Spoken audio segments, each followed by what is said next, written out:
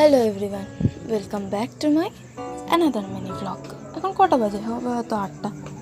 চলো, সামনেই হচ্ছে দোল, তার জন্য শাড়ি খুঁজতে বসতেই হবে।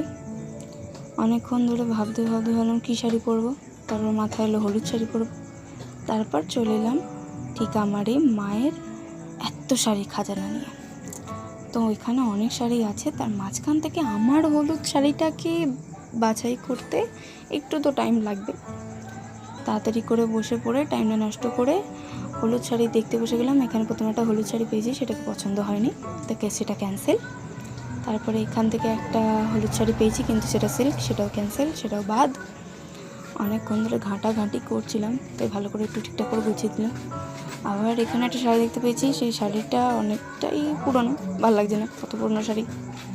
তারপরে খুঁজে খাজে কিছু না পেয়ে চলে গেলাম আর একটা জায়গা, এই আলমারিটা। তারপরে হট করে মনে পড়লো এই শাড়িটা কোথায়। তারপর ওই শাড়িটা আমি আগের বছর পরে নিয়েছি, এখানে দুটো শাড়ি বার করেছি, এই ব্লাউজটা ছিল, এই শাড়িটাও দেখছিলাম। তারপর ভাবলাম যে তোমাদের সাথে একেবারে শেয়ার করে দেবো পরের ভিডিওতে। আজকের মতো টাটা, নেক্সট ভিডিওতে আবার দেখা হচ্ছে। শাড়ি অবশ্যই তোমাদের সাথে দেখাবো। চলো টাটা, বাই বাই।